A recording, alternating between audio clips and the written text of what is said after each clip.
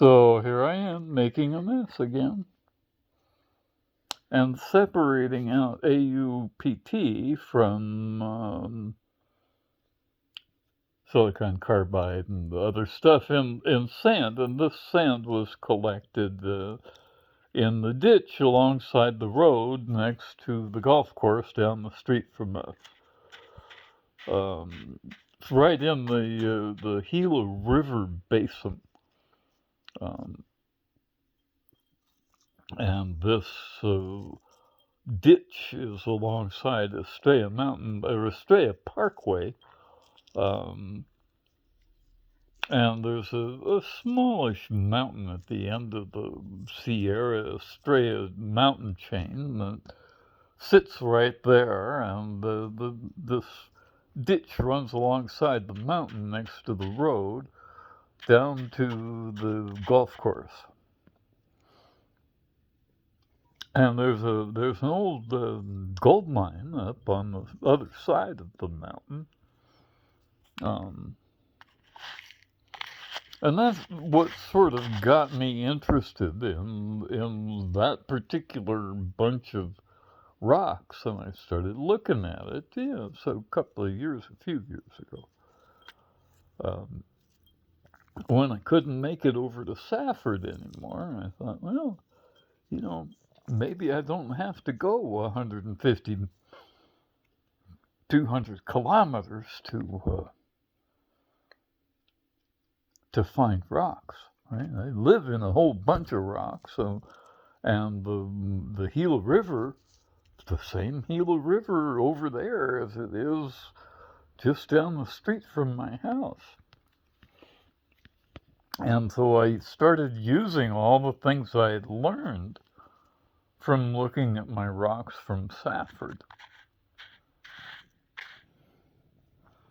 One of which is that AUPT is the only gold stuff that sticks to a magnet.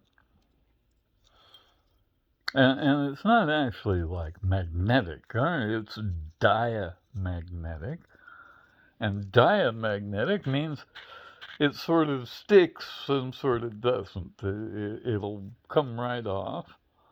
And it's because it's resisting falling. A diamagnetic substance creates an opposing force to an applied magnetic field. So if I apply that magnetic field and it starts to fall away, it opposes that falling.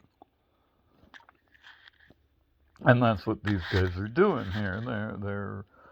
They're sort of sticking to the magnet, but not really. They're just kind of not falling.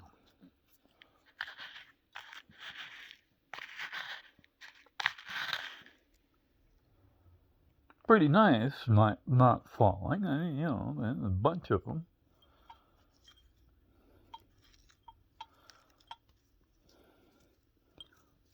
And so there's a reason for this, right?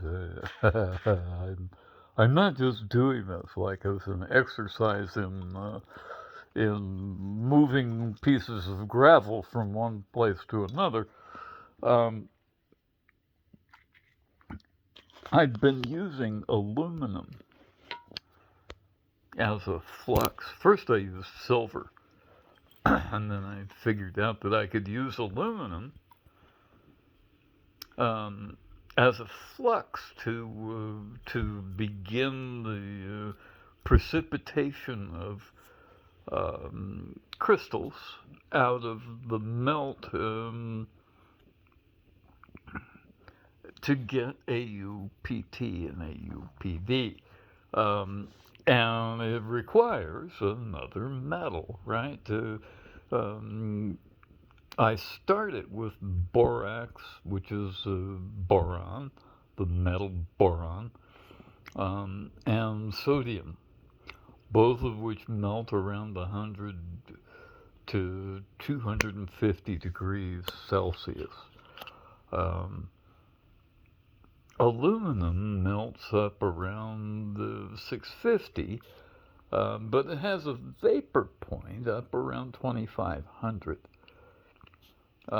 which means that if I can get things up hot enough, 20 to 2500, I can evaporate off the aluminum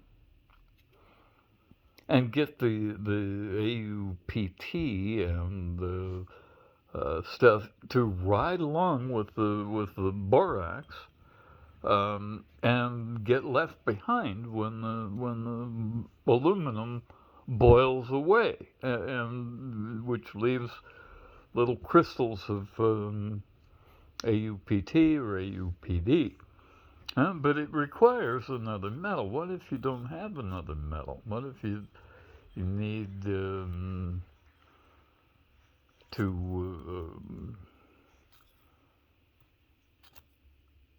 make metals and you don't have dead beer cans or something, right?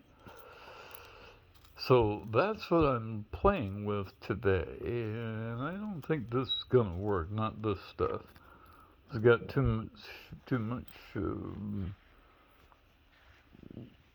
rocky stuff in it.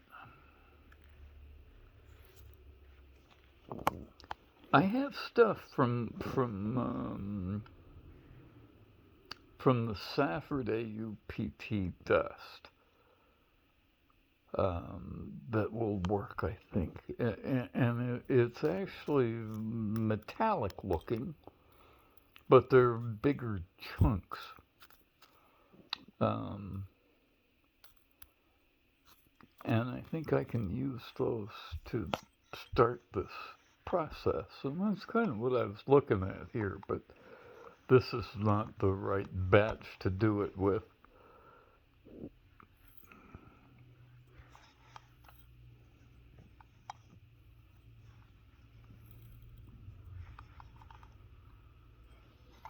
So, live and learn.